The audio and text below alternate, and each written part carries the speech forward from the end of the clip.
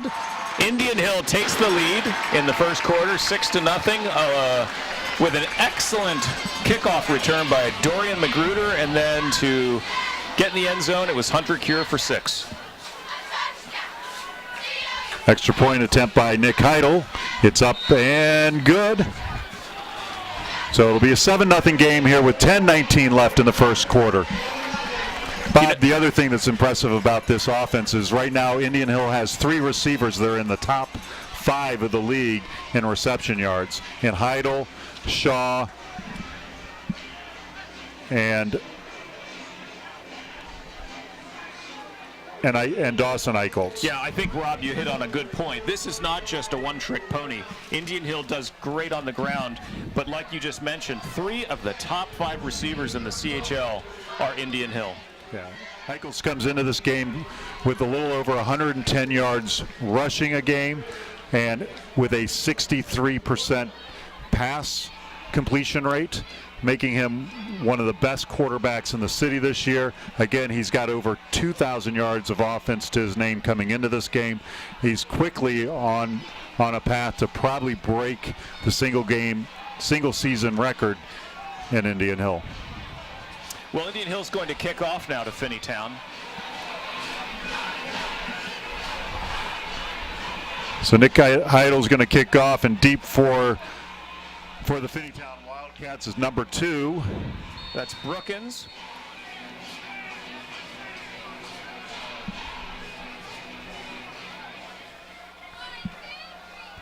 Heidel kicks us off deep to Brookins, who picks it up at the 4-yard line. He's to the 10, the 15. He's quickly met. He's out to the side, and he's brought down at about the 11-yard line for roughly a 7-yard return. And we'll correction there. That was actually 21, Nate Maru. If Rob and I have a correction on the numbers, we will blame our aging eyesight, not any lack of interest in naming the correct players. So Finneytown takes the ball at their own 15. Nice coverage by Indian Hill's special teams. A nice kick that bounced and the coverage was there. Big difference in starting field position between Finneytown's first offensive series and Indian Hill Braves. So we'll see how energized the defense is to shut down this Finneytown offense that has struggled all year. Finneytown goes up the middle, and it's going to be a loss, or they're going to spot him at the line of scrimmage, so it'll be 2nd and 10. Dan Becker and several others with the strong defense. You know, last week they faced a test with probably the top rusher in the league, Hunter Gillespie, and while Gillespie crossed the 100-yard mark, you know, they did their best to really reduce the big plays, and Gillespie got his yards and had some big runs, but ultimately they were able to stay steady in this slogfest last week. The defense really held tight. So 2nd and 10 on the 10-yard line for Finneytown. The Braves are in.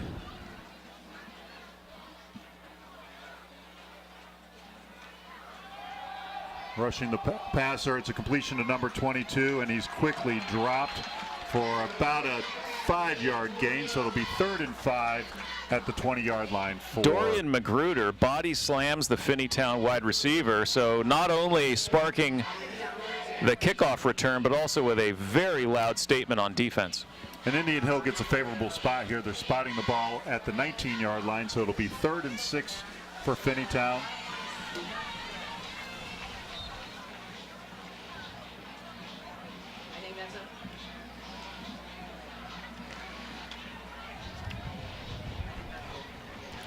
So in the backfield for Finneytown, you've got the lone back in the backfield, number 2. Yeah. It was just really jerky up and down. I think we had a little movement on the offensive line for Finneytown. On the offense.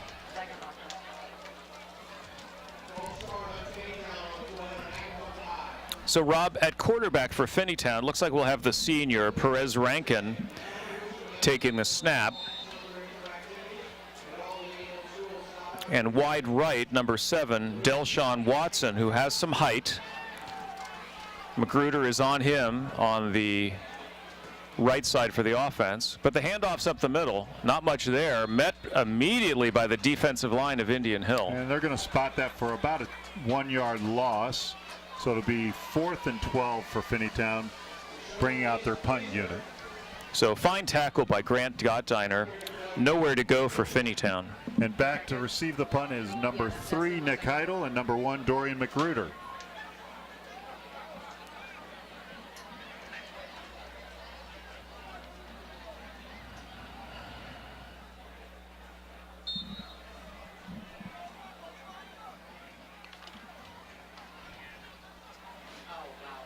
That's number 46 for Finneytown kicking the ball, Bob. It's caught by Heidel at about the 38-yard line, and he returns it to about the 34-yard line. So excellent field position again for Indian Hill, and that's been the name of the game so far tonight. Indian Hill starts once again on the favorable side of the field for the offense. Excellent stand by the defense. Really didn't give up much. One pass completion, but fine coverage by Magruder. So Indian Hill takes over 7-0 with 7:38 in the first quarter. 1st and 10 on the 34. Magruder's in the backfield with Eichholz. Eichholz looks for a quick pass, makes a completion to Colin Shaw, I believe it is. Nope, that's Dawson Eichholz. So that's a touchdown completion. Nope, it's... I think, Rob, they're going to say he's down at the 1. They downed him at the goal line, so it'll be 1st and goal for the Braves on the Eichholz, and Reed Eichholz keeps it and runs it in. So quickly in 2 plays, Indian Hill Braves go up 13-0 as we see Rozzy fireworks going off on homecoming night here at Tomahawk Stadium. So, Bob, this is going to be a long night for the Wildcats if we keep up at this pace. Well, Indian Hill right now is showing extreme confidence. You know, it's a balanced offense. When a player like Reed Eichholz is able to have such precision and really put that pass where nobody can get it except for his twin, Dawson. And Dawson knows what to do when he catches it. He explodes and gets right to the goal line. It's really hard for them to crowd the line and put that many men in the box and leave somebody like Colin Shaw, Nick Heidel, Dawson Eichholz, Worthland available to be open for passes. I think it's just is really going to spell trouble unless their man-to-man coverage can hold tight. So back deep for Finneytown is number 21. Nate Maru. On the short side is number 4, Darian Thomas, and number 2, Enoch Brokens.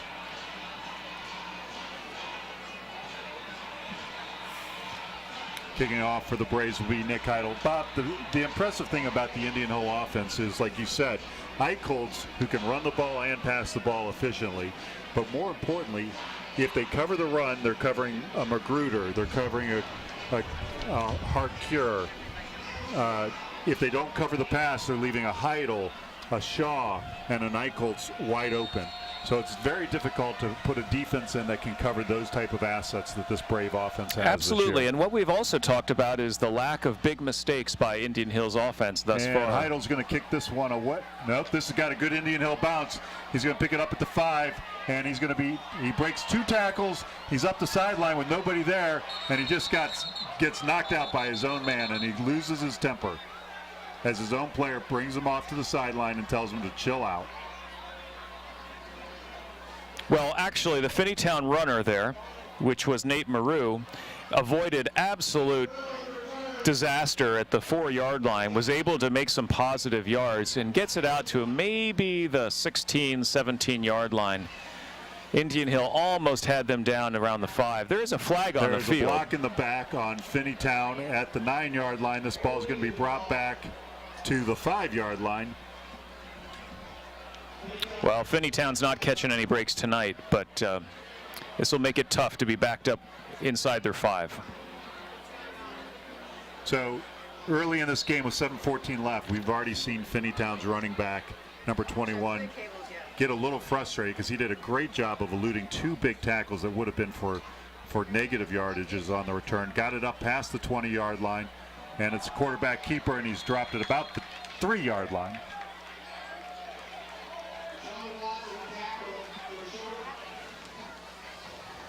Coming fast around the end appeared to be Demetrius Baylor with an excellent athletic play, bringing down the quarterback who took the keeper around the right end. Baylor would have none of that on the play. So, Bob, the Braves defense is again showing their patience and their ability to read the run. I think Finneytown's going to need to open this up with the passing game, but they've not been able to do that all season long. So back in the shotgun is number 7 for Finneytown. That's going to be Delshawn Watson, the senior. He's got 2 receivers to the right, 2 to the left. It's a handoff to number 9, who is dropped, and I think Indian Hill's going to get called for a horse collar on that, Bob. Yeah, he just averted being tackled in the end zone for a safety and bringing him down. We'll see what the refs call, but I think you might be right, Rob. Finneytown had nowhere to go on that play. It was a question of whether they would avoid the safety.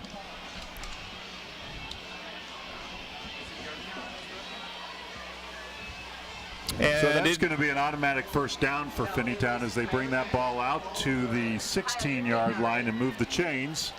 It's a costly penalty for the Braves, but you know the Braves defense is playing very aggressively, which we like to see, and that was a good call on the officials this evening. So let's see if Finneytown can capitalize on this mistake by the Braves. Quarterback in the shotgun, 2 receivers to the right, 2 to the left. Receiver in motion. Keeper by the quarterback up the left side. He's got another first down for the Finneytown Wildcats. Number 7's not somebody to be fooled with. He's running the ball very effectively. That's their quarterback and senior.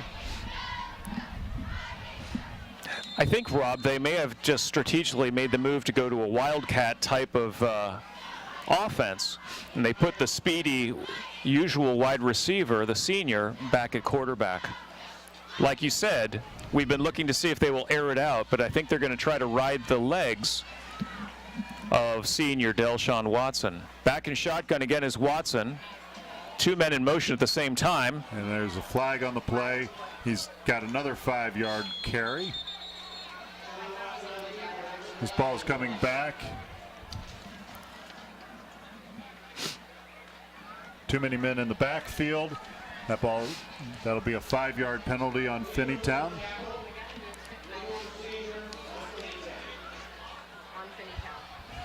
So they didn't have enough guys lined up on the line. Too many men in the backfield. It'll be a 1st and 15 for Finneytown.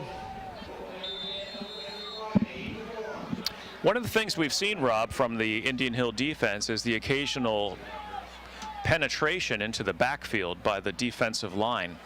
And now that Finneytown is really playing their cards with the running game, we'll see if they play a little bit more aggressively, spying on that quarterback with every snap he takes. Wide out on the right side for Finneytown's number 22.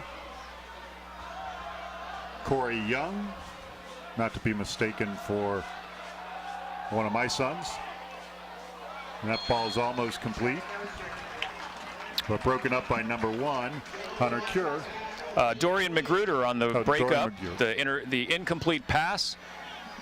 Finneytown's going to face 2nd and 15.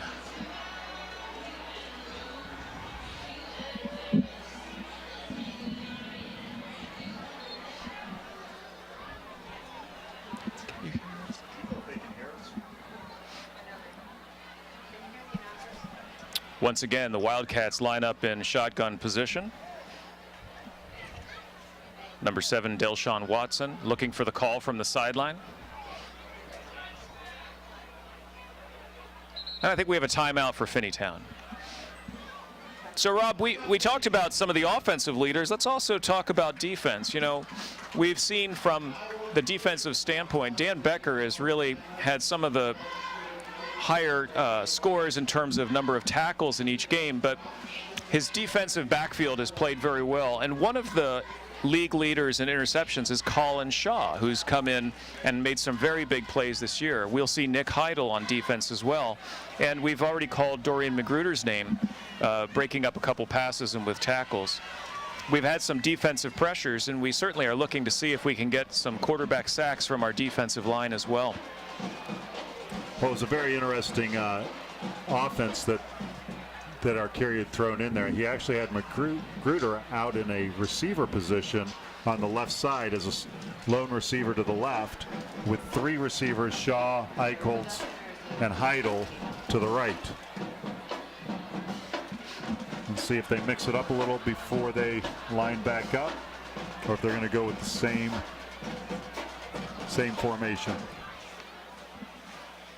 So now you got Magruder wide left, Heidel in the slot, Eichholz in motion.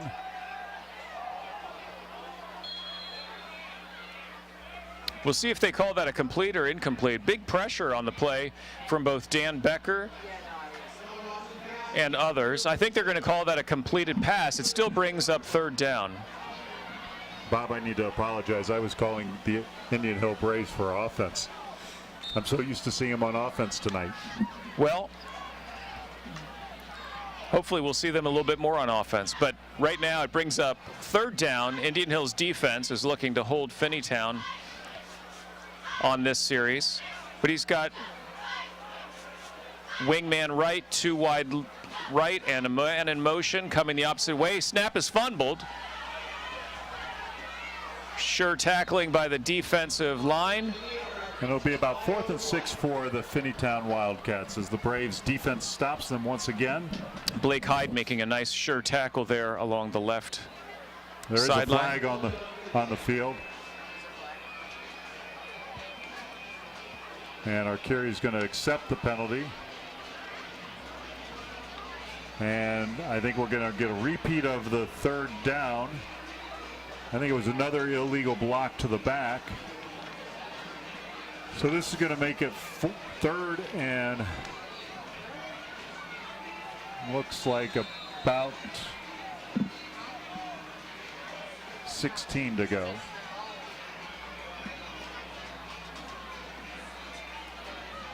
Well, backed up in their own side of the field, we'll see what Finneytown Wildcats coach dials up here. They have not really thrown it far downfield, and I don't think that their passing game has necessarily been the strong suit for Finneytown.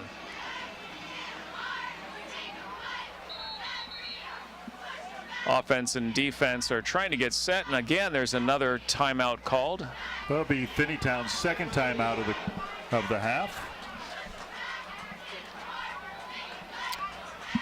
Well, Rob, this is homecoming for Indian Hill, and a lot of success in multiple venues, academically, arts-wise, other sports. We should give a big shout out to some of the different programs. Women's tennis has been excelling at multiple levels. Men's tennis and women's 6. Men's and women's soccer.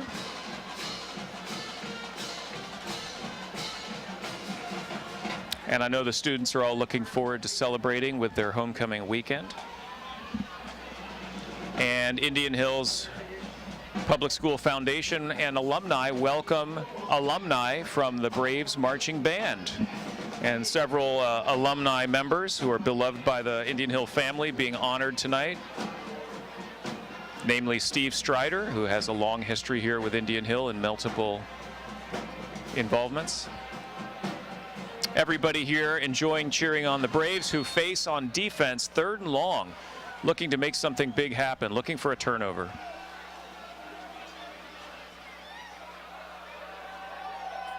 He puts the ball up. This is going to be an interception by Heidel. Heidel's up to the 30. He comes across the field. There's going to be a flag on the play, and Heidel's brought down at about the 33-yard line as he lost some yardage on that. Rob, that football was up for grabs. The only question was which Indian Hill Brave was going to come down with that interception. So excellent play by the defense. Quarterback was facing some very serious pressure, really didn't have time to throw that properly. And with the defensive line harassing the quarterback, Heidel comes up the winner of that jump ball. Looks like we may have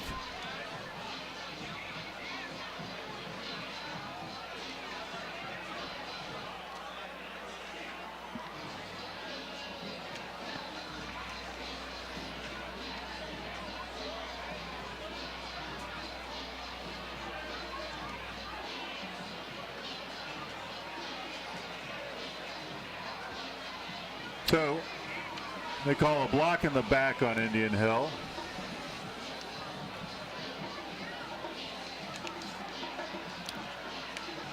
That'll set the Braves back, And still with excellent field position. So the Braves are going to start this drive on the 42-yard line, 1st and 10. Eichels in the backfield, 2 receivers to the left, 2 to the right. Hunter Cure in the backfield with them. Shaw in motion to the right side. It's quick snap.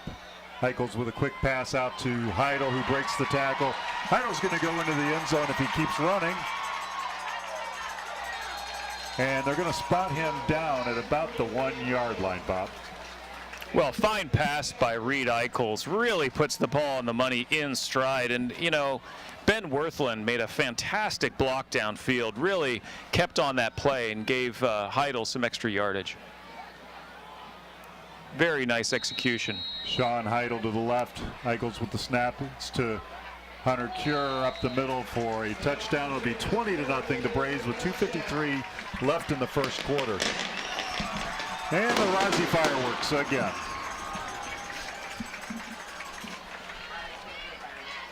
Well, the Braves are not wasting time. Pinpoint passing, excellent running, open field, and defensive pressure have given them the advantage of field position and clearly dominating the statistical. And that extra point is no good as Heidel kind of gets on top of the ball. So it'll be 20-0, 2:53 left in the first quarter as the Braves are settling into a nice rhythm on offense and defense. Well, my prediction tonight is the guys on the Spirit team are going to get some good workouts doing their push-ups tonight. So as Indian Hill has 20 push-ups to do, let's take a look at the standings, Rob. Indian Hill has been a very pleasant surprise in terms of the CHL. They weren't surprised at their success, but other teams may have been. Perhaps the other surprise is Reading. Yeah. Reading also with a share of first place, also sporting an undefeated 6-0 record. And last week, they defeated Finneytown 38-14. So this will be Indian Hill plays Reading the last game of the season, if I'm not mistaken, Bob. So like years gone by when it's always come down to the last game of the season, Indian Hill versus Wyoming, whether it be here at home or at Wyoming, it usually determine the CHL. Absolutely. And it appears that that's going to happen this year, but the difference in it, it's going to be Reading. And Reading is having a great year, very rounded out offense, and a very stellar defense. Nice kick by Heidel. Puts it right in the corner within the 5-yard line. He's up to the 10, the 15. And you can see those Braves as they're tackling, they're trying to strip that ball. So the Braves are getting a little aggressive on special teams as well as defense, trying to be dominant here and not give Finneytown any opportunities to get any kind of rhythm going with their offense. So this will be the best start of the quarter for Finneytown at the 22-yard line, where it'll be 1st and 10 as they trail the Indian Hill Braves 20-0.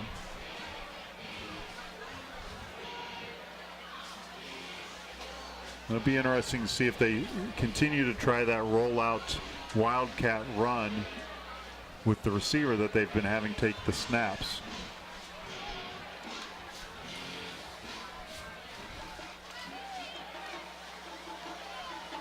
He's got a receiver in motion. It's a handoff, and this is going to be a loss of about 10 yards as That's Demetrius Baylor blowing up that play deep in the backfield. He was going to have none of that. So absolutely blown apart in the backfield. He has been really wreaking havoc and getting past the line of scrimmage on a regular basis, Demetrius Baylor. So that's 2nd and 17 for Finneytown at their 15-yard line. And let's see if the Braves bring the pressure again.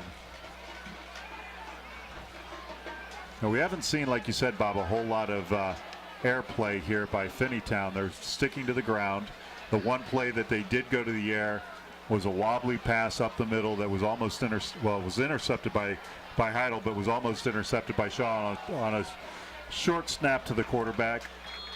And he gets to about the line of scrimmage where it'll be 3rd and 17. And again, I think that the quarterback has just not had time to set and throw downfield. We have a flag on the play. We'll have to see what this is about. But Indian Hill's defense is clearly the aggressor here. And the quarterback just does not have time to be able to get the ball downfield. And that's giving their defensive backs an opportunity. Unnecessary roughness. Okay. 2 and 1 on Indian Hill.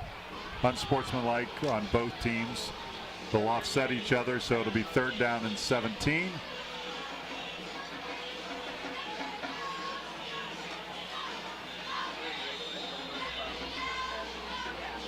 Well, you gotta wonder when Arcari is going to bring in some of the younger guys into this game so that this game doesn't get too chippy. The Braves need to stay healthy. They've got great talent out there this year, but if we have any injuries, it could be detrimental to their success for the rest of the season. Naked bootleg around the left. He breaks 1 tackle and is out of bounds at about the 18-yard line, where it'll be spotted 4th and about 12.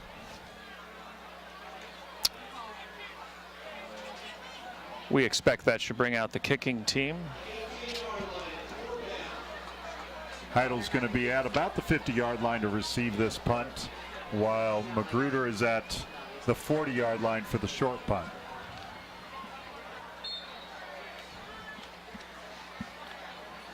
Kicking for Finneytown's number 46. And nice high punt. And that's going to bounce out of bounds at about the 38-yard line. So the Braves will take over on downs on the punt at the about the 38-yard line. It'll be 1st and 10 with 26 seconds left here in the first quarter. 26 seconds in the quarter. So a great start to homecoming night, Bob. Absolutely. Homecoming means a lot to any team who's hosting, but Indian Hill is getting the share of the highlights tonight offensively. Back to throw again is Eichels. He puts up a big pass to Heidel, who makes the reception and is knocked out of bounds at about the 6-yard line. So Eichels is not finished here in the first quarter, Bob. He's made a statement with that pass that I'm going to put another set of points on the board before this quarter's over. So that we put up 26 points or 27 points before the end of the quarter. Just when you think you've seen every highlight from Nick Heidel, he brings down another incredible catch. That one, I would save that clip for later. Eichels with the ball. He's rolling out to the right side. He's going to keep this ball. He's coming in, and he's ruled down before he loses the ball in the end zone at about. Well, that'll take us to the quarter. So they're going to mark this ball on the goal line, I believe. I think Reed stretched out to try to cross the line, cross the plane of the goal line, ruled down. But again, ball protection, very important. Certainly Indian Hill has done quite well with minimizing turnovers, and they certainly want to protect the ball at all costs. Again, highlights aplenty. Defensively, excellent defensive pressure. Turnover with the interception. Excellent special teams with Magruder's run. And then with the fantastic highlight catch by Heidel. But, you know, Reed has put the ball on the money tonight. His passing is right there tonight. He has put the ball on the money and just barely overthrown once prior to Nick Heidel. But and now we're on the first pass of the game. Right. That would have been, if completed, would have been a touchdown. And so now we're within the 1-yard line. And if you're Finneytown, what do? You know you've got one of the stronger runners in the entire CHL behind center. And you've got an offensive line who has proven to be very steady. Certainly not the biggest offensive line in the city, but they have provided pass protection. They have created huge holes for their runnings and been largely free of big gaffes, big mistakes during this season. Yeah, the Braves again, it's been over 10 years since the Braves have gone 6-0 to open a season. And you've got Hunter Cure in the backfield with Eichholz, but as you can imagine, Eichholz takes the snap, goes right through the line for a touchdown. Well, you got to be thinking, Eichholz wanted those points in the first quarter. He gets them in the second quarter. It's 26-0 Braves here on homecoming night, where we have plenty of fans sitting on the hill, plenty of fans in the stand, and it is truly a homecoming night. The air is brisk, the weather is perfect, it's dry, and it feels like football season, Bob. Absolutely, Rob. This is exactly what the crowd has dreamed about. We have a student section that is jam-packed, looking forward to all the festivities. And once again, the pectoral muscles of the Spirit Squad for Indian Hill are getting bigger as they now complete 27 push-ups. Well, hey, Rob, that's the only reason we bring you in the booth is to get the medical terms here, Bob. There you go. And let me tell you, we were talking again about the line play of Indian Hill. You know, I think we really have to highlight the fact what a difference this makes having Adam Sichel under center. The consistency, the confidence between him and Reed Eichholz, he has been an absolute rock, whether snapping in shotgun or taking the direct snap under center as that last quarterback sneak. That has been a real high point, I think, for the Indian Hill offensive line. Yeah, and you know, that was part of what happened last year with this young Indian Hill team. Sichel got hurt early in the season and missed the majority of the season, so they were experimenting with other people playing center, and the chemistry just never kind of got there. But this year, it's very evident that this offense is led by, in my opinion, you have to put your hats out to two seniors, Heidel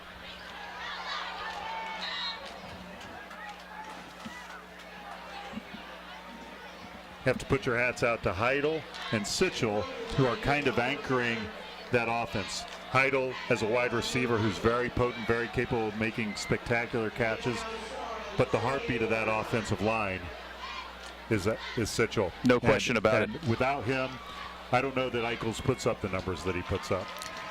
And the jack of all trades and star Nick Heidel kicks off and makes it a very difficult kick to field. Finneytown bobbles the reception on the kickoff, recovers quickly, gets out to about the 27, 28-yard line, where the Wildcats take over on offense for their fourth possession.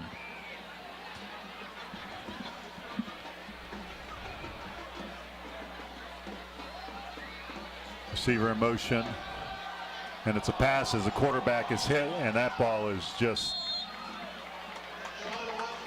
that was number 7. I believe that's Dan Becker, isn't it? Yeah, Dan Becker is a tall obstacle when you're trying to throw the ball downfield. And Becker got through the line and really was about to take down the quarterback. He barely got away with that one because had the defensive secondary seen that ball, that could have been turnover number 2 for Indian Hill. So another senior. And you have to say that Dan Becker anchors this defense. He's kind of the heartbeat of it. Obviously, they've got a lot of weapons out there on that defensive line that do a great job. And to be clear, Dan is a junior. Oh, I'm sorry. That's but right. He seems like he's been active on this defense for so long. We think that way. Another low snap for Finneytown. And the quarterback eludes 3 tackles before he's brought down for about a 3-yard loss. So it's going to be 3rd and about 13 for the Wildcats. I think we have a man down on this play. Finneytown's going to need some attention there deep in the backfield.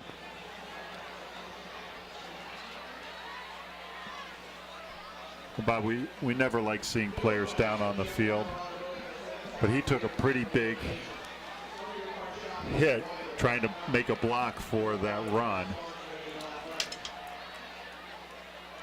And he pretty much got steamrolled by, I believe it was Magruder, who was coming around that side chasing down the quarterback. Well, while they attend to the player, let's talk about the rest of the CHL. You know, some of the big rivalries we've seen this year with in the past, Wyoming and Indian Hill. I think Wyoming was surprised. Indian Hill came to their place and beat them. Reading, the upstart this year, who's had some ups and downs in the past years, currently undefeated. Madeira, having some mixed success, some pluses, some minuses, and Marymount struggling a little bit. They are currently in the league 0-3, but an even 3-3 overall. Taylor, who has had some great success in the past, lost a lot of seniors, and I think that hurt them greatly, and they just weren't able to come away with the home victory against the Indian Hill Braves last week. Yeah, I think you're right on that. And Deer Park we haven't seen this year. Deer Park and Indian Hill will play, of course. And Deer Park does have a victory.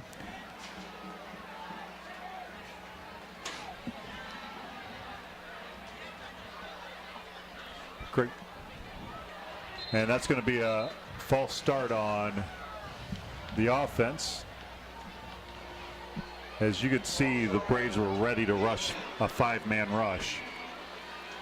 And Rob, I think that Indian Hill's defensive coaching staff has developed a great confidence in Colin Shaw at defensive back, Dorian Magruder, and of course their center fielder back there, Nick Heidel. I think they're willing to take some opportunities to really blitz. Because they've proven to be excellent coverage performers for the defense.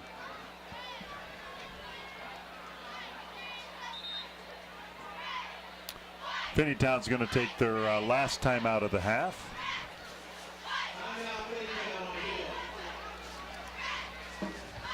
You know, Bob, talking about the CHL this year, you know, one of the big differences between, I think, Indian Hill and a Madeira and a Marymount is if you look at their non-conference games, Indian Hill always challenges themselves playing tough rivals like New Richmond, who isn't having the best year but is a much bigger school than Indian Hill and always puts up a good program for the Braves to get challenged by. Little Miami was another team that they played.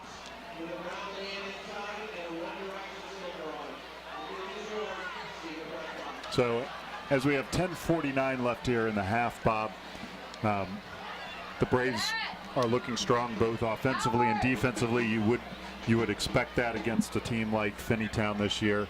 One of the things that I want to see out of them this game is consistency and focus. It's very easy in a game like this where you're up 27-0 early in the second half to kind of get a little lazy. And I want to see them play 4 quarters of intense football, even if it is putting in some guys that don't have as much experience.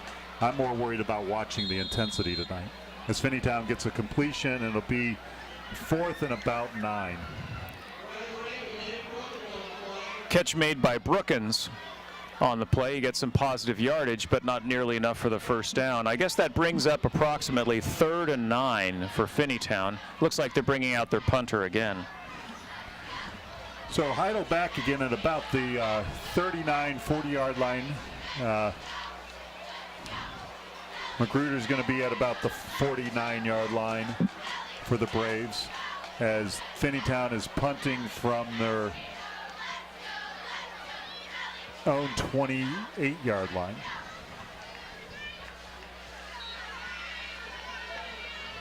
And Finneytown was short a man. They're hustling somebody in. If they're not quick with the snap, it's going to be a delay of game call on Finneytown as they quickly get lined up.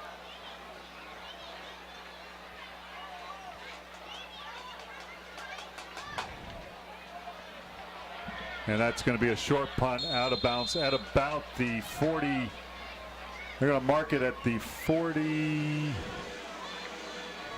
45-yard line.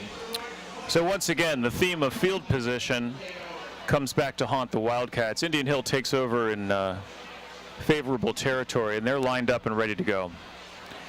Arcuri is not taking the foot off the pedal. And like you said, they're looking for accuracy, they're looking for consistency, and they want to be aggressive. Eichholz is looking for the play from the sideline, from the coordinator. He's got one man in the backfield. That's Hunter Cure. 3 men left, 1 right. Looking to pass. Eichholz down to the right side. This big pass out to Nick Heidel. Heidel makes the catch, but it's out of bounds.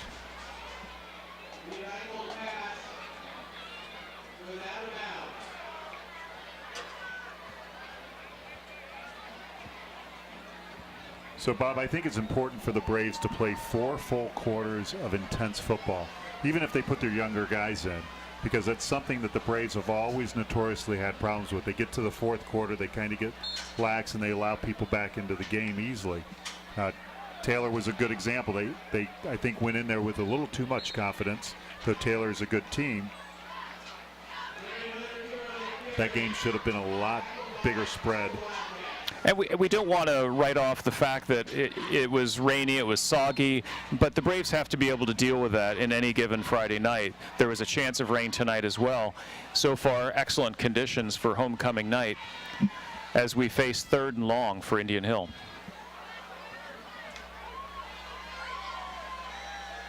Eichholz with a pass, incomplete pass.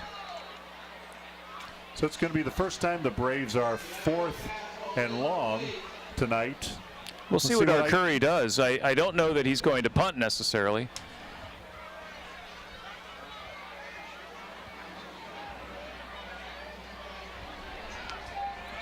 So the Braves with the ball at about the 44-yard line are going to go for it. It's the first time the Braves have faced a 4th and long tonight. Can they convert it into a first down? We've seen them do it a lot this season on 4th and long. Eichholz keeps the ball. He's up the field.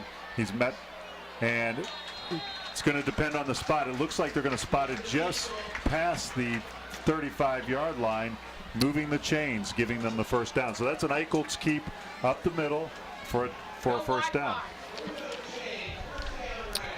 Well, Rob, that's the benefit of having a 6'5", 220-plus quarterback who really can run the ball well. That extra drive with his legs at the very end carries him to that first down. Yeah. So he doesn't mess around with the ball. He knows how to get downfield. Yeah, Hunter Cures in the backfield. You got Dawson Eichholz to the right side. It's a quick pass to number 21 for a completion at about the 26-yard line.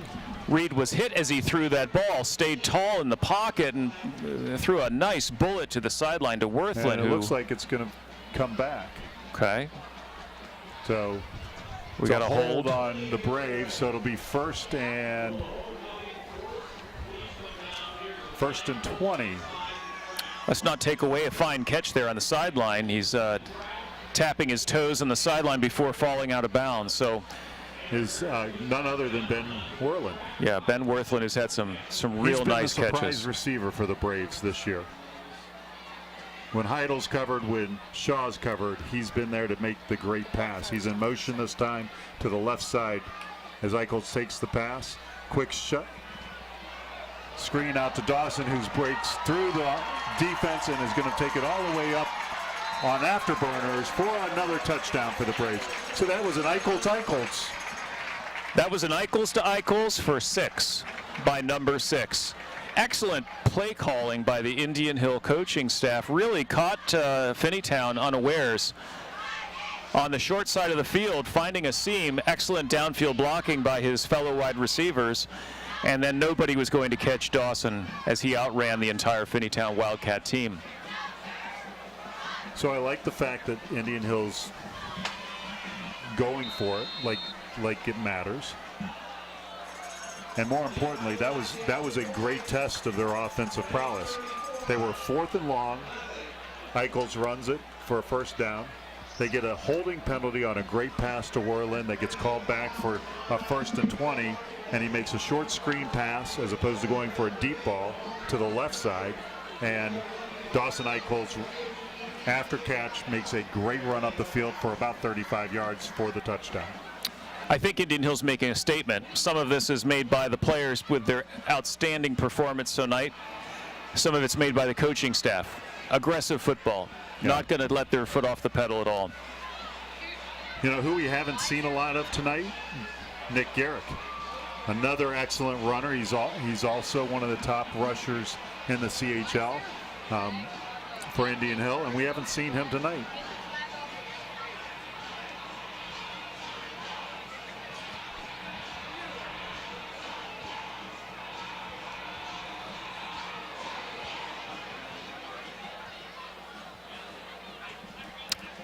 for Indian Hill. Heidel is back to kick off again. He's had several fine kickoffs, has made it very difficult for Finneytown to field cleanly. Guys, the score is wrong. So a great kickoff again, and this one's going to get called off. Fine kicking on the kickoffs. He really kicks that deep and does not kick it where it's easy to return if there's only one man back. So Indian Hill, with 8 minutes 16 left in the half, leading Finneytown 34-0. We're going to keep our cameras rolling at halftime. We have some homecoming activities and festivities, and we have the Braves marching band performing some Hitchcock sounds and entertainment. Thanks to some of our sponsors, Dial One, Jeff Weiler, Automotive, for bringing us this broadcast tonight of Indian Hill Television Network's Sports on Friday Night Lights.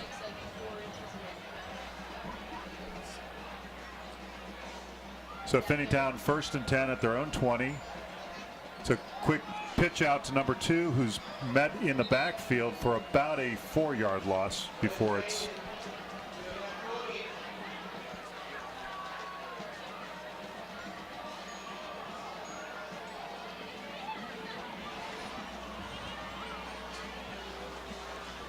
Rob, that's 2nd down and 14, and that's been the story for Finneytown. They have really not performed well on 1st down. Indian Hill's defense has gotten the better of Finneytown, facing 2nd and long. I'm not sure of their total team offense coming into this game, but I do know that it's less than Reed Eichholz's passing offense alone. So Finneytown has struggled all season on offense. Tonight's no exception. I don't know that they've seen a defense this aggressive against them all season, as the quarterbacks dropped quickly for another about a 7-yard loss. So this is going to be 3rd, and it's going to be spotted at the 11-yard line. So it'll be 3rd and about 19. Defensive line for Indian Hill is just teeing off. They've got the cadence down, and they are coming hard on Finneytown. They just don't have enough blockers to give their quarterback any time. Not sure if you can credit Dan Becker or Demetrius or whom you're going to credit there, but a bevy of Indian Hill tacklers combining on that hit behind the line. Yeah, I think it was the entire offensive line, to be honest with you, Bob.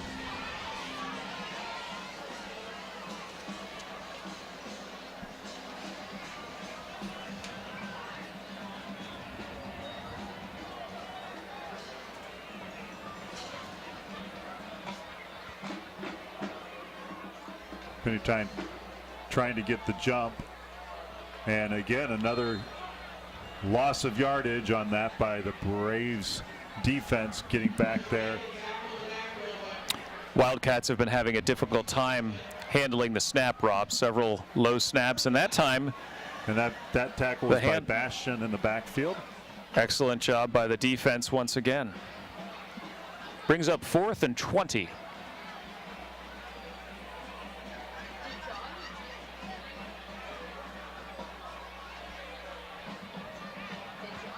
And back at about the 45-yard line is Heidel.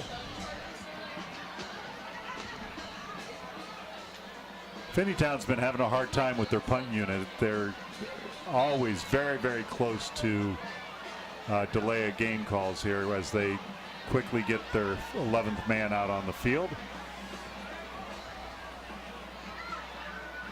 Snap in his own end zone, and that ball is tipped by a Brave. This is going to be a very short bounce, and this ball is going to be the Braves ball at the 25-yard line. So, Bob, how many plays does it take the Braves to get in the end zone this time? Well, we'll have to see what the offensive coordinator draws up, but we see no sense that the coaching staff is going to let up here. Indian Hill's offense lines up. We will not see them huddle tonight. We will see them line up quickly with a hurry-up offense with only 5:13 to go in the half. Reed Eichholz is back in shotgun position with Hunter Cure behind him. Eichholz to the right. It's a high snap. Hunter Cure with the ball, and he's brought down at about the 15-yard line depending on his spot, it's going to be about 2nd and inches, or it's going to be 1st and 10. And they credit him with the first down. It'll be 1st and 10 for the Braves at their own 15. Real nice blocking by the left side of the offensive line by Indian Hill on that last play. And again, they're doing this quick offense, which is good practice for the Braves. It's another high snap by Sitchell. Eichholz keeps this one. He's got the ball. He's going up, and he's dives into the end zone for the touchdown. So there's that Reed Eichholz run. Eichholz with a 15-yard run. It's going to make this game 40-0. As the Braves bring Heidel out for the point after.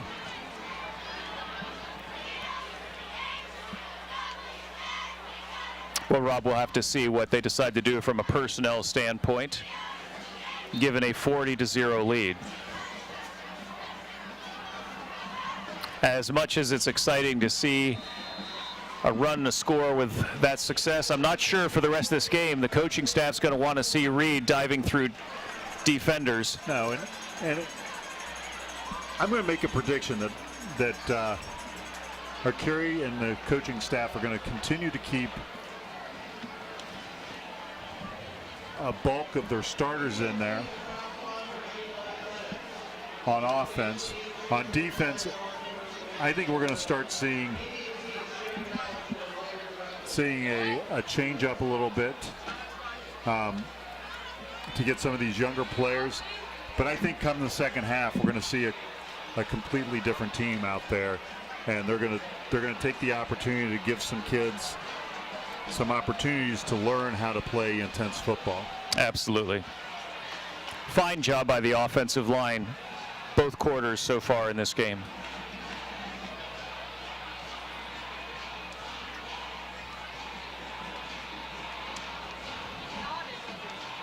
So Heidel to kick this off. Guys, change the score. Change the score, guys.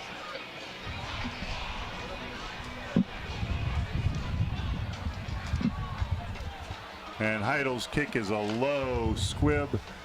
Hits at the 10. It's picked up at about the 4-yard line. The Braves are down there, and he's switching directions coming across the field. And that's going to be a safety for the Braves. We're watching for the sign from the refs and maybe a charitable call to put him at the 1-yard line. They're crediting him with the 1-yard line on that. He ran that ball backwards into the end zone, was dropped by the kick coverage team, and that should be another 2 points for the Braves, Bob. Well, if anyone wants to dial in here and donate for the IHTN benefit and fund an instant replay system for Mr. Dupps, we'll take your phone calls. But suffice it to say, I think that the refs gave Finneytown a break there by fine coverage by the special teams for the Braves. Nick Heidel is just kicking off like a monster tonight. You got to think that this defense is smelling blood, and they want those 2 points. They may have averted it on the kickoff, but you got to think the Braves are going to come strong here with the rush, and it's a quick pass out to the middle, and it's an interception by Dawson Eichholz. What a catch by Dawson Eichholz. You know, this evening is going to be a highlight reel for about half of the Indian Hill Braves squad. And what we just saw is that not only can Reed Eichholz make diving passes and catches, but Dawson Eichholz can make diving interceptions across the middle of the field. You know, what's amazing about this team, Bob, is, like I said, we have 2 key seniors on the offense in Heidel and Sitchell, and then pretty much this team is underclassmen with juniors and sophomores. So that'll be Hunter Cure with the ball. We had both Hunter Cure and Magruder in the backfield. A little different offensive look by Indian Hill, but they're inside the red zone. Short gain on first down. That they mark that actually a loss of yardage. So it's second and long. 11, Bob. Second and long. As 2 Finneytown players slowly come off the field.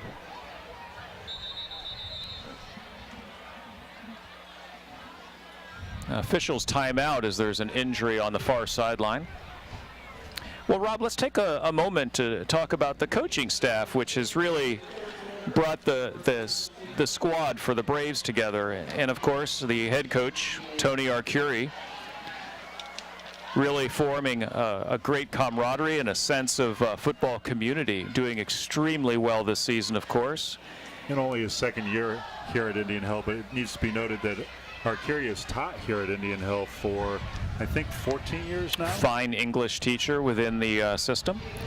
And then he's assisted by Reed Hamilton, Bert Sheard, Matt Walton, Larry Eli, who is an absolute rock within the community. NFL Pro Bowler. John Schneider and Brian Walker. So Indian Hill has a chance to come out with 3:54 before halftime festivities with a 41-0 lead.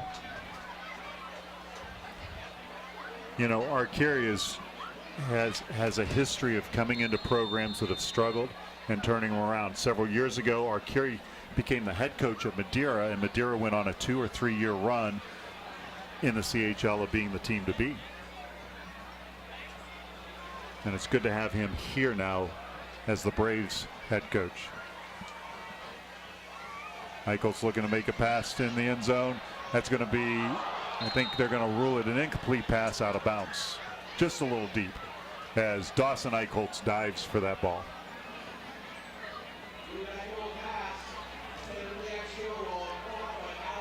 That was actually Jack Storwald. Oh, was it? Diving attempt. So we have seen a little bit of a personnel change on the offense. Jack almost came down with that. He'll be replaced as Dawson comes back in.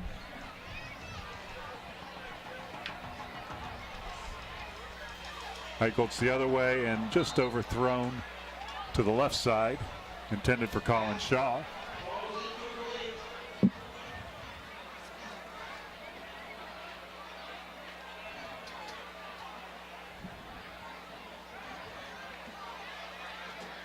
So we're getting some of the young sophomores in there on the offensive line. Number 67 was in on that play.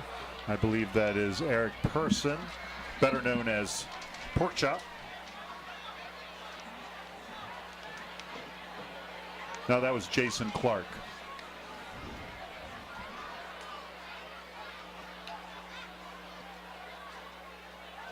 Who was a freshman. Will they spot this as a touchdown? Incomplete pass again. Well, Bob, I think that one was, I think he got his feet in, but of course we're not down there and we don't have instant replay. So again, if you feel like giving us instant replay access next year, call Denny Dupps and make a donation to the IHN-TN Sports Channel. Well, credit Colin Shaw with a fine attempt on the reception there in the corner of the end zone, but Finneytown will take over on downs, 1st and 10 at their own 13-yard line. So it's the first time the Braves have had the ball, Bob, and have not scored. But they went strictly to a passing game that series, making some great attempts in the corners, testing out their capability of walking the wire, as they say. Indian Hill's defense appears to be largely intact without much substitution at this point.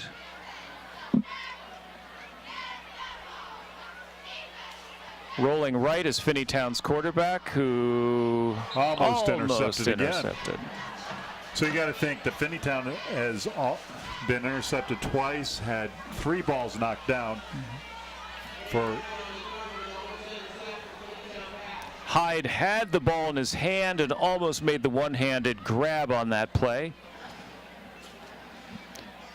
And it brings up 2nd down for Finneytown. We have 3 minutes left here in the second quarter before halftime festivities start. King and Queen for this year's homecoming dance is CJ Allen.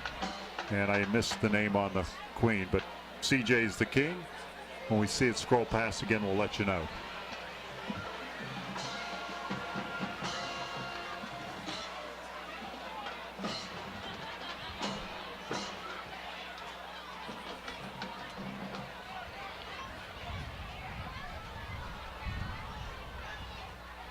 It's another quick pass, this one incomplete. It'll be 3rd and 10 for the Braves.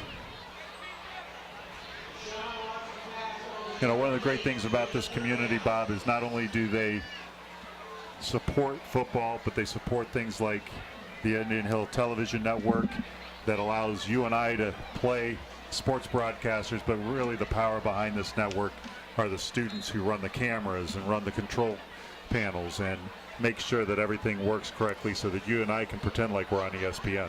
You got it. Not an easy job, and they do an outstanding job with IHTN, with Braves Beat, and with all the other productions. But we're at 3rd and 10. Finneytown is backed up within their own red zone. Taking the snap, rolling left, he's going to keep it, and swarmed by Indian Hill defenders, including Dan Becker. Rob, you mentioned the many talents of the Indian Hill student body, and as we're celebrating all the homecoming festivities, I do believe at least one member of the football team was recognized as National Merit. I believe our center, Sichel, is National Merit, so congratulations. It is not easy to be busy with extracurriculars on the field, doing the other activities, and also be National Merit, so we give a tip of our hats to him.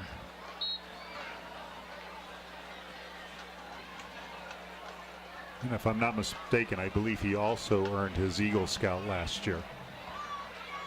Punt is away. It's taken by Heidel. Heidel's trying to get some room. That's going to be a block in the back by the Braves.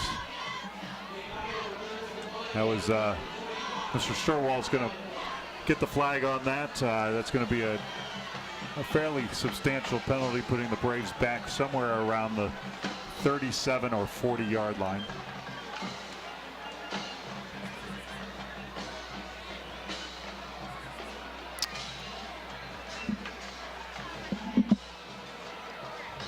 Offensively, look to have about the same personnel set, ready to start this series. So the Braves are going to start at the 35-yard line here with 2:03 left in the first half, as Eicholtz takes the signal from the sideline. In the backfield with him is Hunter Cure.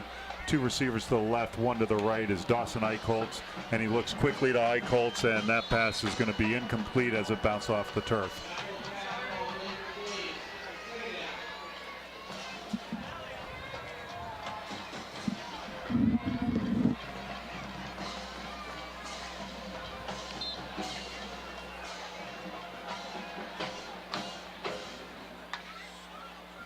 Eicholtz back. Behind him is Hunter Cure. Eicholtz to the right. Whirling to the right. It's a handoff to Hunter Cure, who's breaking a tackle but is brought down at about the 31-yard line for a gain of about 4. Rob, Hunter Cure has been a very steady ball carrier for Indian Hill. He's had some fine runs this season. Yeah, he's put up some touchdowns. It's official timeout as a Finneytown player fixes his helmet.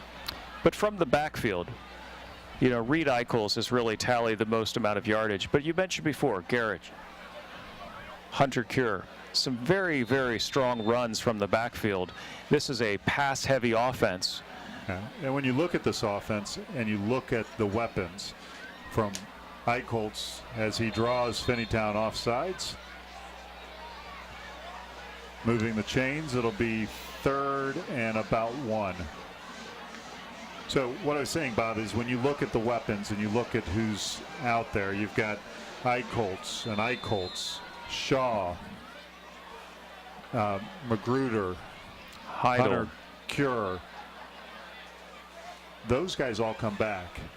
The only offensive weapon that we really lose next year, as far as an offensive weapon, is Heidel, and that ball is thrown a little long, so it'll be 4th and about 1.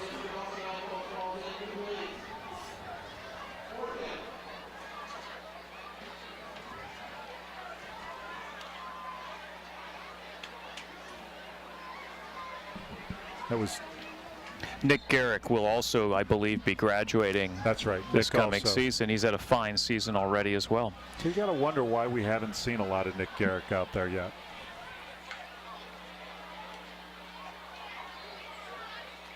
And the Braves get the first down.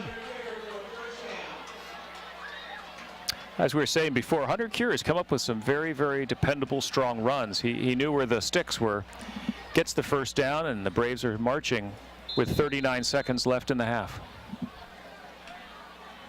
Eichholz with the snap, and there's going to be a false start on Indian Hill. So a 5-yard penalty, first and 15 with about 33 seconds left. Well, can we assume, Rob, this is an exercise in clock management and how to run that 2-minute offense for the Braves? While it may be a lopsided score, certainly Indian Hill has an opportunity to try to practice that type of clock management. I think the clock is still running, unfortunately. Eichholz with the ball, quick pass out to the side to Dawson, who spins and is down at about the 19-yard line. Clock is running. Timeout.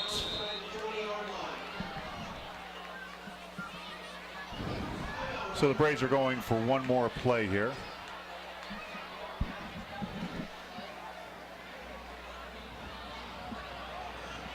So do you think Arcuri is going for another set of points here, Bob, or is he more worried about executing clock management? Well, there are certainly some factors that have to do with statistics that play into a lot of different levels, and I think he's trying to put up the points.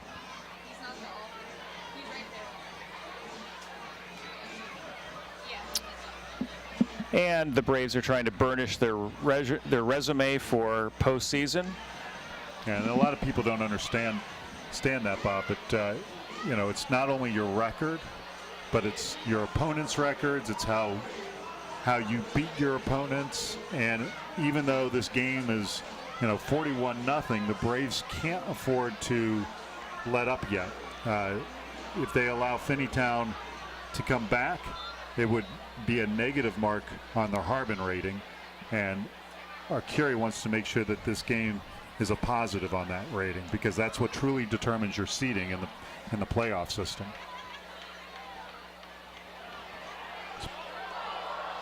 Broken up nicely by Finneytown, and with 6 seconds left, that'll leave Indian Hill with 2nd and 6. 3rd and 6, I should say.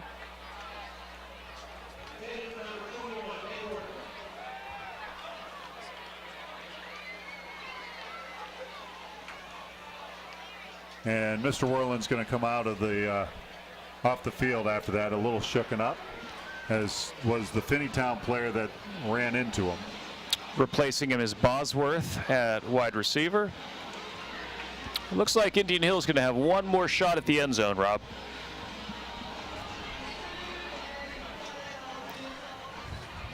The last quick strike was that short pass to Dawson at the right side. We'll see what Arcuri has dialed up.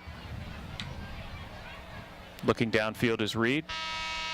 Clock has run out. He's rolling to his left. He's got time. It's not over. Eichholz looking for the completion, and he gets it out of bounds. So the Braves will end this first half at 41-0. Eichholz was doing everything he could to keep that play alive. Well, a strong offensive performance by Indian Hill.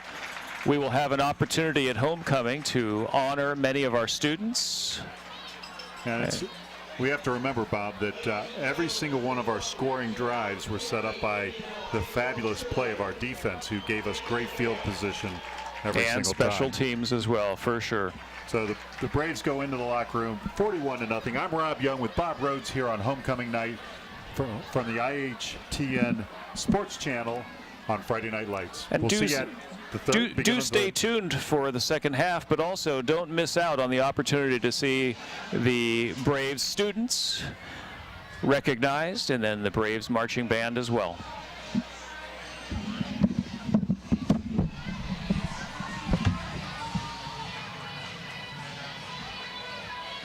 So crowded up here, that thing's in my way.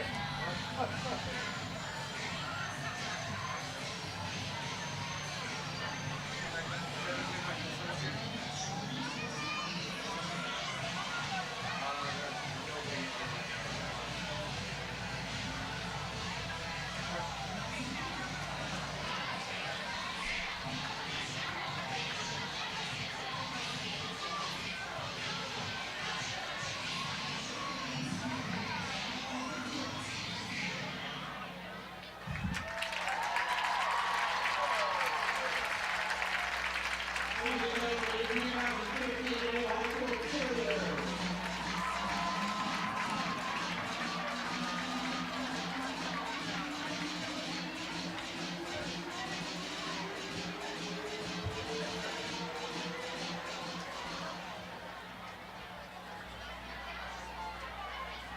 evening and welcome to Finneytown High School.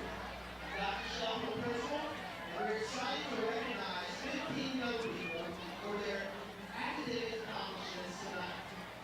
First, I would like to recognize the 8 commended students in the 2016 National Merit Program. The National Merit Scholarship Program recognizes these 8 individuals for the exceptional academic promise demonstrated by their outstanding performance on the qualifying test used for the program entry. These students were selected on 34,000 of the 50,000 high scores on the preliminary SAT National Merit Scholarship qualifying test in 2014. They represent the top 5% of more than 1.5 million students who entered the 2016 National Merit Scholarship Corporation. Each will receive letters of commendation in recognition of their achievement. And now for our students who have been recognized as a commended student for 2016, escorted by their parents. Hannah Kaplan.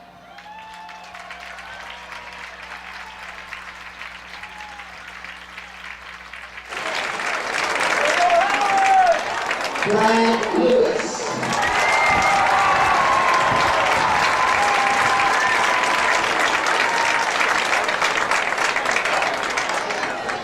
Natalie Moore.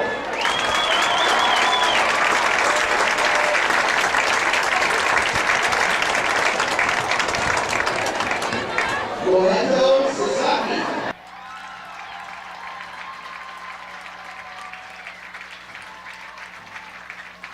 Indian Hill Television Network produces coverage of many of the school sporting events, so be sure to catch all the boys and girls action on this community access channel. For playback times in your area, call the ICRC at 772-4272 or visit their website at www.icrctv.com. The Indian Hill Alice Zhang.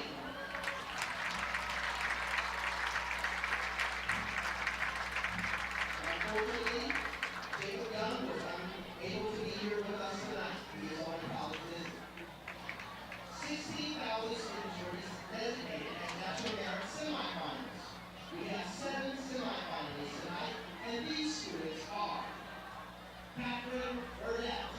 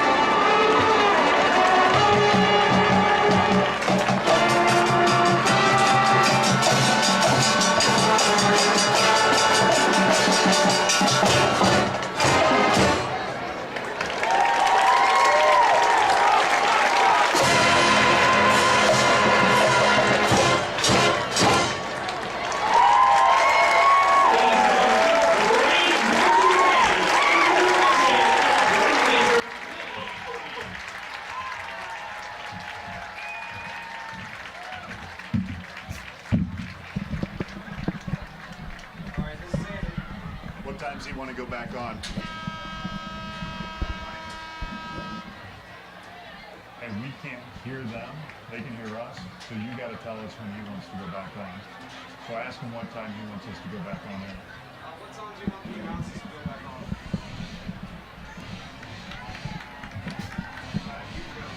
Oh, I don't need to go yet.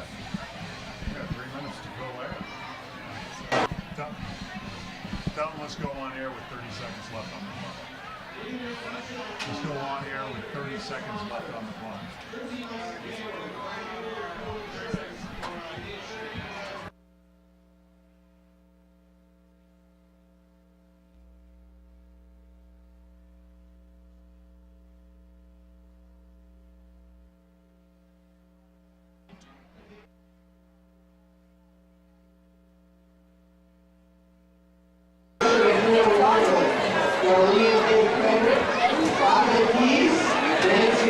Get Mark up here. What? Get Mark up here. Get Mark up here. Tell him who you said that. Get Mark up here. Tell him who said it. Putin said get Mark up here. Chris Putin said get Mark up here. Yes, it's special message. Get Mark up here. Don't drop those. Get Mark up here. Or Ethan.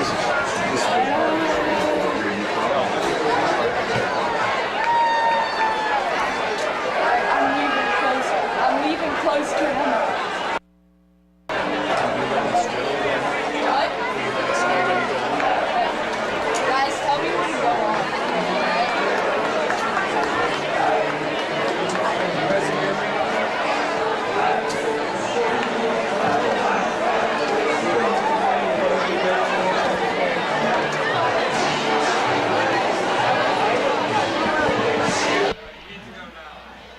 Welcome back, Indian Hill fans, to Tomahawk Stadium on Friday night, homecoming night here, as the Indian Hill Braves lead the Finneytown Wildcats 41-0. Bob, this has been a very impressive offensive drive by the Braves, and defensively, they've set up great offensive positioning. The Braves have played with great intensity. We're up 41-0. Still lots of season left. We need to make sure we protect our players. Absolutely, Rob. And I think it'll be interesting to see other personnel that get an opportunity here. But let's remember, really, this was set up by excellent field position, special teams, defensive stands, and even turnovers. Indian Hill has played a very complete game. Towards the end of the half, failed to put in the end zone at the very end, but I think we're trying for the quick strikes through the air. But we've seen some excellent execution, passing and running. The defense has been extremely strong today. Finneytown has really not had an answer to put together a sustaining drive. No, this has definitely been a night of Indian Hill football, as we've seen the Rozzy fireworks go off several times, as we've seen the fireworks in the air by Eichholz to Eichholz, Eichholz to Heidel, Eichholz to Werlin. You know, the one missing piece that we haven't seen a lot in the offense is Nick Garrick, who, for whatever reason, they've chosen not to use tonight. We've seen Hunter Cure in the backfield. We've seen Magruder in the backfield with Reed Eichholz. And not only have we seen that, but we've seen Reed Eichholz make big runs, big passes, and be dominant on that offensive line as he comes through it. So to start off the second half, we have Indian Hill and Nick Heidel kicking off to Finneytown Wildcats. Another deep kick inside the 10. This will be... Finneytown takes it at the 6. He's up to the 15, to the 20, and he's going to be brought down at about the 22-yard line. Might have gotten a block in the back. We don't know if there's a flag on that play, but suffice it to say that Fiore was blocked in the back on that play. Once again, we don't have the opportunity for a instant replay, but Finneytown will take possession with perhaps some of their better possession, field position, I should say, that they've had this evening. So homecoming festivities were certainly a highlight, and we once again want to honor and tip our cap to Adam Sichel, who is honored for being National Merit Student. And of course, we talked about him as being a strong member and leader on the offensive line tonight. But our defense is out in the field now, starting the second half, and we still have approximately the same Shaw, personnel. We still have Eichholz out there. We still have Becker out there. Got Gruder on the left side covering the receiver as number 7 brings it around the right side and is knocked out of bounds at about the 26-yard line for about a 3-yard pickup, Bob. It'll be 2nd and 7 for the Wildcats. Bob, you know, one of the spectacular things that, you know, we have a great band, we have great alumni, we have a great community that supports this high school community, not only in the arts, in sports, but more importantly in the classroom. It's pretty impressive when you see 17 National Merit recipients in a class of about 110 kids. Absolutely, and as well as Indian Hill is doing on the football field, can't underscore enough how well they do in the classroom. So 2nd down for Finneytown, bobbling the snap once again. Be a loss of about 7 yards, so it'll be roughly 3rd and 14. You know, Rob, we expected to see Finneytown's tall wide receivers get a chance to get active. They have Corey Young, 6'2", senior at wide receiver. We also have Kiari Neal, 6'4", junior. But Rob, honestly, Finneytown has just not had time of day to throw the ball downfield. And if they have, they've been well covered by the defensive backs of Indian Hill. Well, and that coverage by Shaw, Eichholz, Heidel and company have allowed that offensive line and some of those linebackers to penetrate the offensive line and get Finneytown again for more. Oh, come on. So we'll get flagged for unnecessary roughness, personal foul. That was Dan Becker that was getting credited with the sack for probably about a 15-yard loss.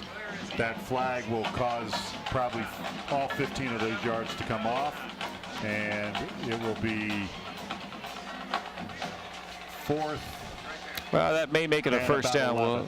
We'll see here. 4th down.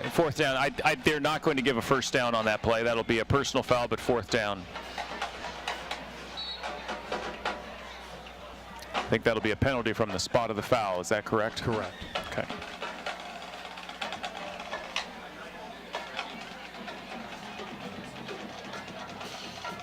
So special thanks to Architect Plus, bringing us the 3rd quarter here on the Indian Hill Television Network, as the Braves defense have held Finneytown again to 4 plays.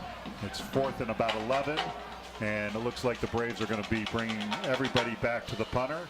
And this punt is going to be high and short, as Heidel calls a fair catch at the 43-yard line for the Braves. So again, Bob, the Braves are going to start with excellent field position. And are we going to see the standard offense, or are we going to see some new guys come in? I see a guy that we haven't seen a lot. Well, let's see. Coming out here on offense, seems to be approximately the same personnel thus far. You got Worlin, Eichholz, Heidel, and Shaw out there at the receiver line. You got Magruder in the backfield with Eichholz. Quick snap. Magruder up the middle. He's to about the 35. He breaks the tackle. He's about to the 30-yard line before he's brought down. So Zeri and Hunter Cure finding a hole and breaking tackles for a first down for Indian Hill Braves, starting off strong here on this series.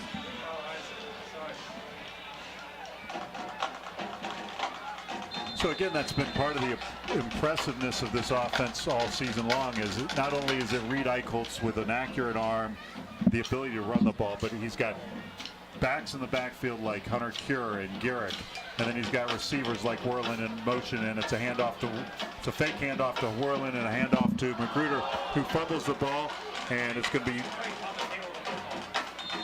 I think this ball is going to go to Finneytown. Hunter Cure lost the ball as he was making a really fine run. They're going to give the ball to Finneytown. So this is a turnover. This is what Indian Hill did not want to see starting off the second half. Ball security.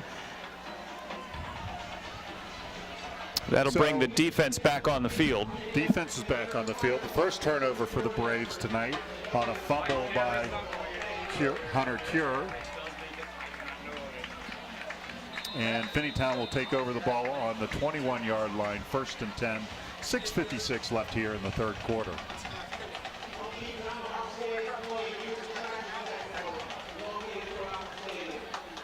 So Bob, we're going to see the running game here. You got 3 backs in the backfield in a wildcat formation, 2 receivers to the right. Braves are showing rush. And it's number 7 going out to the right side.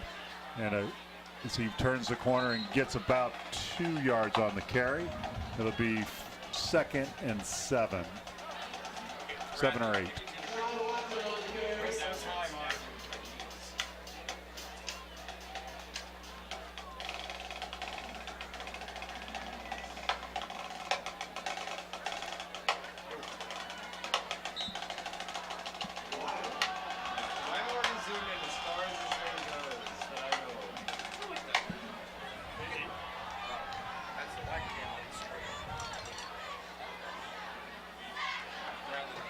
Braves in pass coverage this time. Number 2 in motion for Finneytown. It's a high snap. Number 7 keeps it. Braves will bring him down at the line of scrimmage. Not much there for It'll be Finneytown. 3rd and 7.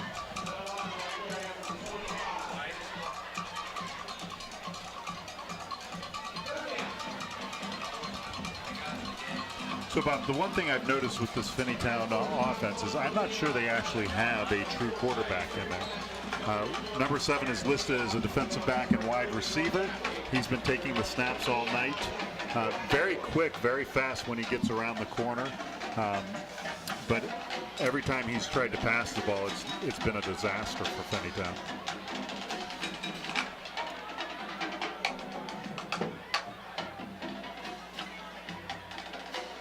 Quarterback in the shotgun with the lone back. Snap to the back, who's up the middle for the best run of the night. He picks up approximately 10 yards. It'll be 1st and 10 at the 40, about the 38-yard line for Finneytown. So we haven't seen a first down on a run by Finneytown in quite some time, if at all. And Indian Hill is looking to shore up their defense here. We do have some change in personnel on the defensive. We've got number 4 in, number 5. Fiore, 28. Bright.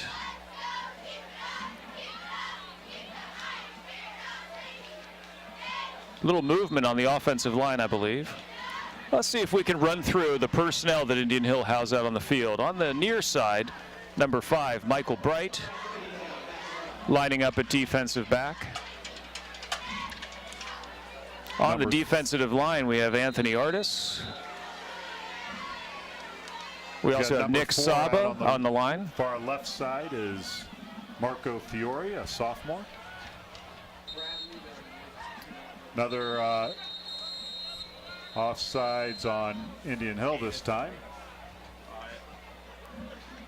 So with the young personnel in there, we've got number 23 in for the Braves, which is Graham Weiler, a freshman.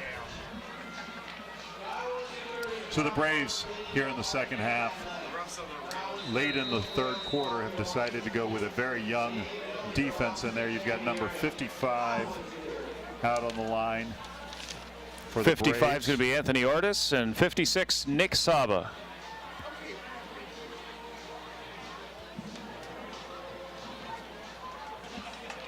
Also in at linebacker looks to be Jalen Thornton.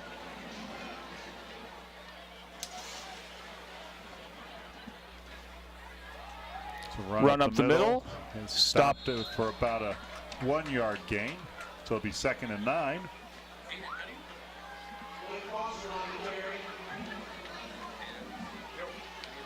Tackled on the play, I believe, by Jalen Thornton. We apologize if we don't have these name Got calls Tennyson Holmes accurate. out there at safety, who's a sophomore, number 20. Number 47 at linebacker.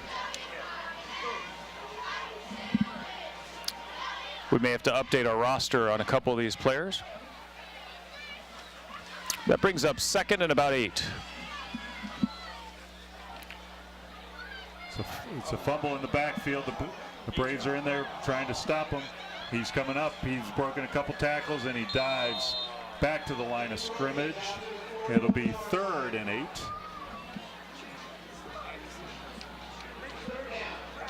As they come closer, you got number 11 in there, Jacob Fry, who's a senior.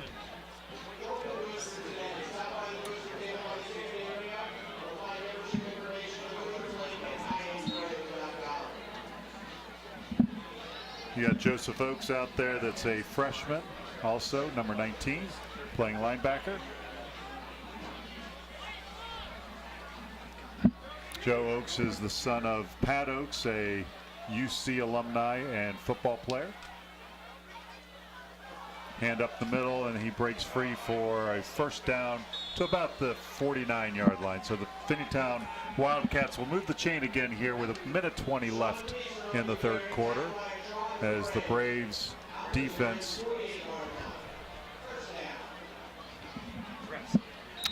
Well, the Braves defense would like to make a stop here.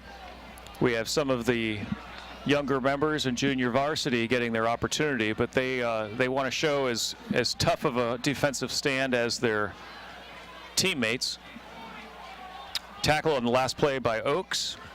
First down for Finneytown. Run up the middle again. Well, it's definitely a different look. Nice tackle on the play by Adams. That's Corday Artis with the tackle. He is a sophomore. And according to the statistic here, he's 0 feet, 0 inches tall, and weighs 0. He's got nowhere to go but up. That brings up 2nd and 4 for the Wildcats. And a bit of a different look under center. They're going to be with Darian Thomas playing. Number 2, who's trying to make the turn, and number 4, Marco Fiore, tries to bring him down. He breaks the tackle before he's knocked out of bounds with about a 5-yard pickup. It should be, depending on where they spot it, it's going to be 3rd and 1, or it's going to be a first down. So, Rob, it looks like the offensive set for Finneytown has changed. They're going under center with a young underclassman quarterback. Different look.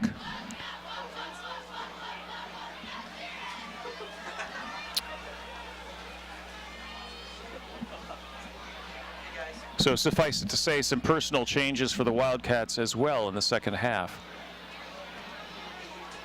So with 3 quarters over, we'd like to send a big special thanks out to Grass Corps, Jeff Weiler Automotive.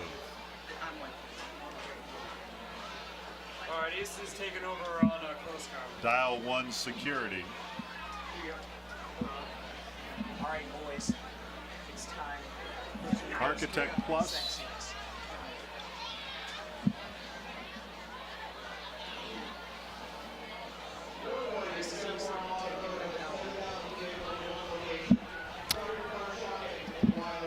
Well, Rob, this begins the 3rd quarter. Not as much scoring as we saw in the first half. Now the Braves are still up 41-0. Finneytown is got the best drive of the game, but again, we need to note that the Braves have opted to go with a junior varsity heavy underclassmen defense out there, as the Braves defense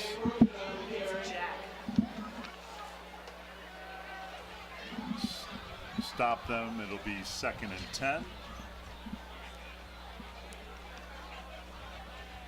And Rob, we saw a turnover for a rare occasion for the Braves on that last offensive series, giving Finneytown the ball back. Indian Hills team right now, with some of their underclassmen, are looking to make a really good stop here. We have 2nd and 10. We have seen Finneytown with a steady diet of run plays. We have not seen a pass in a while. And here he's rolling out to his left. Excellent contained by the defensive end, number 47. I don't have a name. For about a 1-yard pickup, Finneytown has a man down on the field as he gets up under his own power.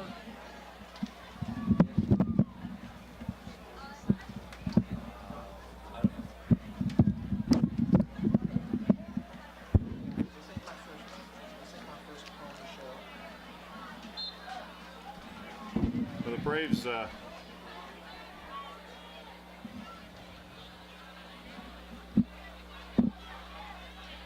that makes it 3rd and 9, Finneytown. Directly under center, quarterback hands off up the middle. Driving forward, close to the first down, but that'll bring up a 4th down for Finneytown.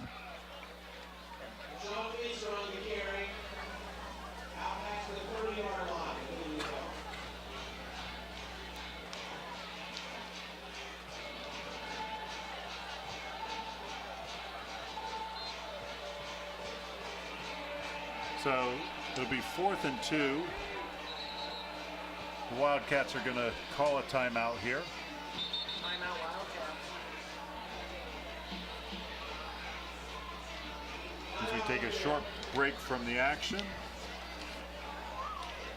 So Bob, it's good to see Arcari bring out the younger guys. I'd like to see these guys play with intensity. They need to get the stop here on 4th and short. And let's see if we can find some scores of some of the other games in the league.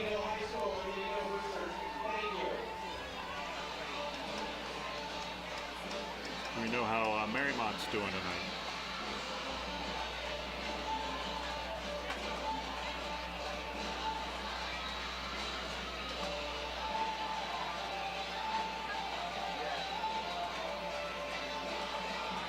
So Finneytown takes another timeout here. I think Finneytown, just to boost their ego a little, would like to get a touchdown here, Bob. This is the most offense that we've seen from Finneytown as we're well into the 4th quarter now. But it's 4th and short. Indian Hill's going to crowd the line. The handoff is up the middle. And he leans forward. He may have it. Yeah, may have it.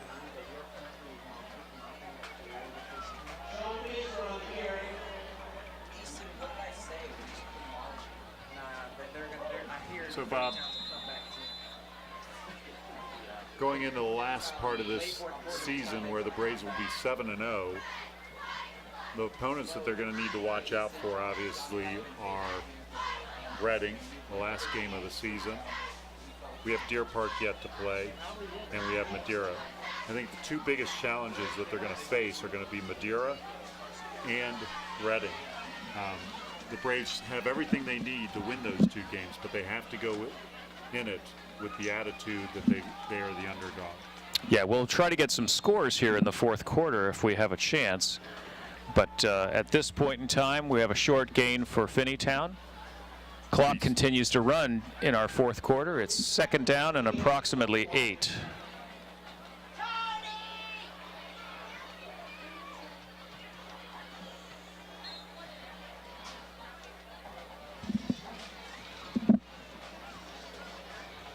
Finneytown continues to huddle.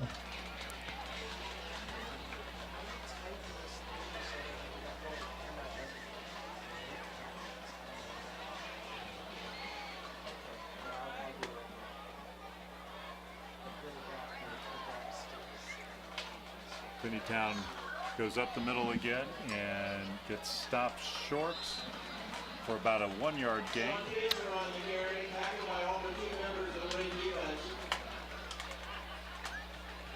So we'll give Fry credit with that tackle, along with other members of the defense.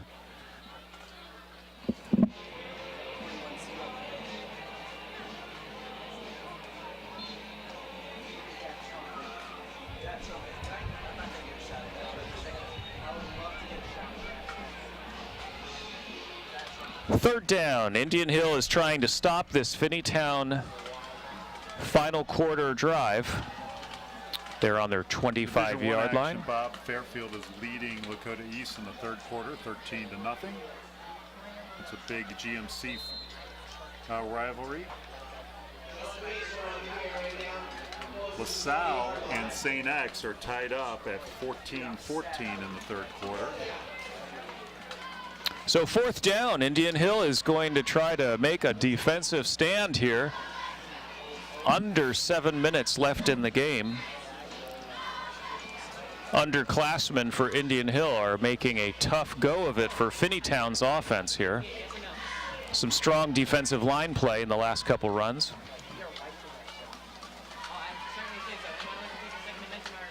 Pitch is going to the right.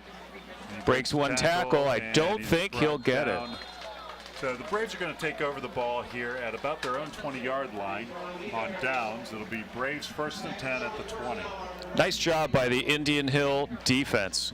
And a lot of underclassmen getting some excellent opportunities to show their stuff. They did a very nice job slowing down Finneytown, who was driving. Well, and we're going to see a young offensive line come in here. We're going to see a young offense altogether. I'll try to get numbers for us, Bob. You try to get names. So we'll see if we'll have a chance to see Oaks quarterback the offense today. And I do think it'll be Oaks. Joe is going to be quarterbacking for Indian Hill. He'll have a busy Saturday as well, as we know. Oaks is calling to get the play in.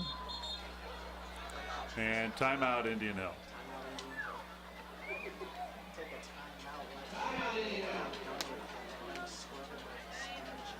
So number 62's in for the Braves on the line. Number 57's in on the line.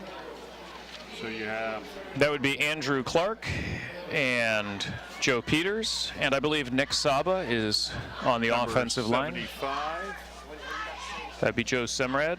No, Miles Kendrick, I apologize. Joe Semrad is taking a breather. And we also have Eric Person. So, Indian Hill's present and future out to start a drive. 1st and 10 with 6 minutes, 19 seconds to go in this homecoming evening. The weather Oaks is now lining up in the receiver spot. No, I'm sorry. No, that'll be Jacob Fry, I believe. Yeah. Usually sports a height advantage when he lines up wide. Oaks takes the snap. It's a handoff up the middle by number 26, who picks up about 9 yards before he's dropped at the 30-yard line. And they do credit him with a 10-yard carry for a 1st down. It'll be 1st and 10, the Braves at the 30-yard line. Nice run by Adams. Fine spin move and showing a burst of speed. He'll come to the sideline. Play call comes out. Speed there, Bob. What year is he? Class of 2018, so we'll get to see him. That'll be another 1st down, Indian Hill. Oaks and shotgun takes the snap. It's a handoff, and this one's going to be as number 30 comes across the line of scrimmage for about a 1-yard pickup. So Jalen takes the ball around the left end. That's a true freshman, Jalen Thornton. So maybe a very small gain there for Jalen. Oaks comes back in with the play. Looks like they credit him with about a 2-yard carry on that. I think he leaned forward at the end for a positive gain.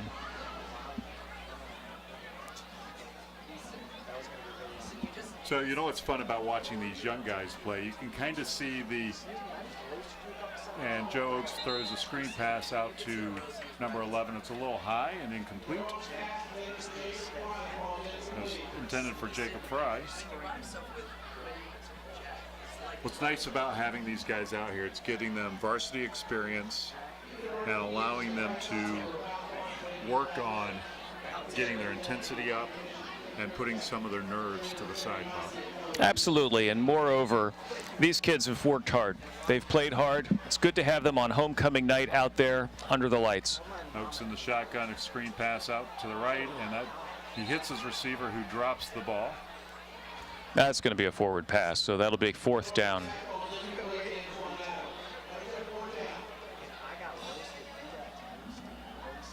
So it'll be 4th down, and they're going to punt.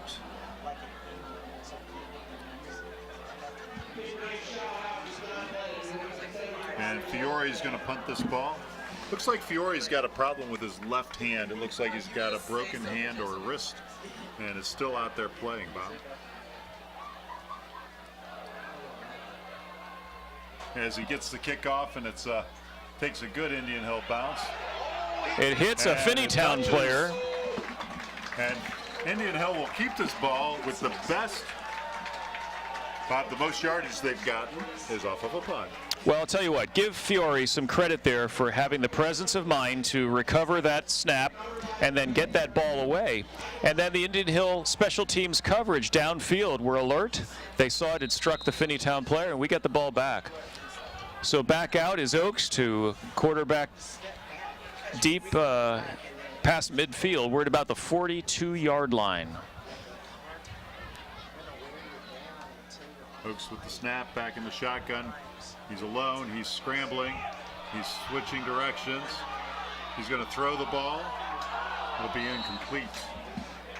But that was great presence by Oaks. He scrambles, keeps the play alive. He actually makes a good pass, and it's just dropped by his receiver. Yeah. Joe Peters left his calling card there against the Finneytown defensive player, making a fine block for his quarterback, who had some more time.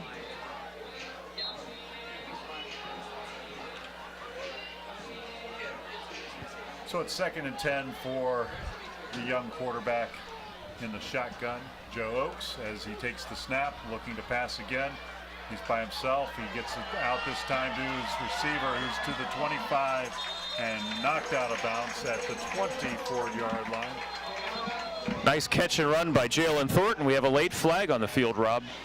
I did not see what happened. We'll look for the call. Jalen Thornton running strong downhill with a head of steam. Nice touch pass there by quarterback Oaks. We'll have to see what this call is. Personal foul. Flip on Indian Hill, so this is going to take some of that great run away.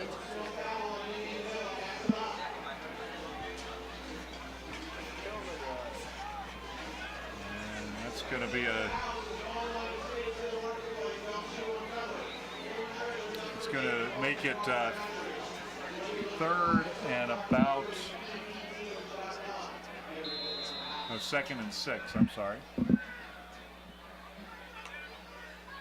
Oaks had a nice screen pass to Jalen. This time he's going up over the top, and that's going to be pass interference. That's an easy call for the ref on that one. Fine pass, and I think that would have been caught had it not been for the interference on Finneytown.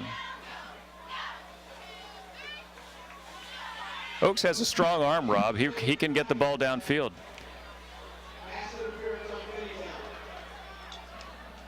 So the chains will move on that. It'll be 1st and 10 at the 23-yard line, Bob. I believe the pass was intended for Graham Weiler, eagerly awaiting that. And Finneytown called for the penalty. First down. We need to correct that. We just heard the announcer. His name is no longer Graham Weiler. It is GrahamWeiler.com. Very good. His dad is in the booth announcing the game in the stadium. And announced that play as an intended pass to GrahamWeiler.com.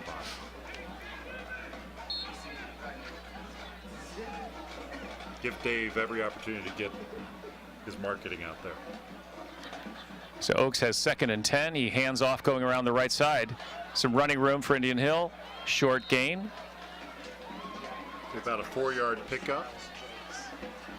And I think the Braves are going to let this clock expire with 45 seconds left. They'll try to get one more play off.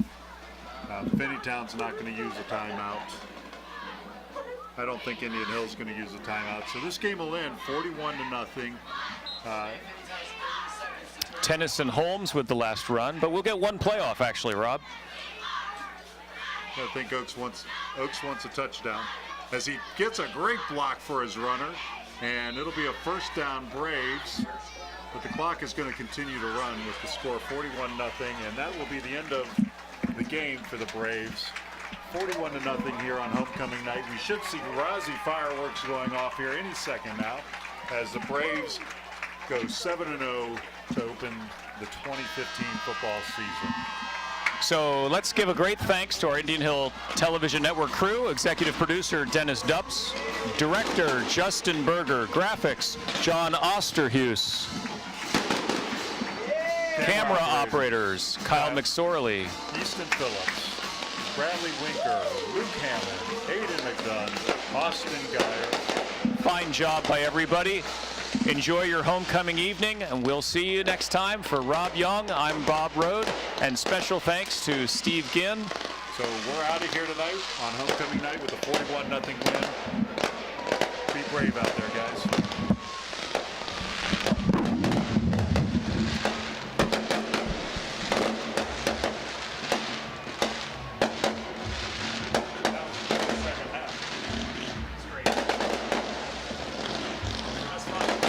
Exclusive coverage of tonight's game on the Indian Hill Television Network has been a copyrighted presentation of the Indian Hill High School Video Department.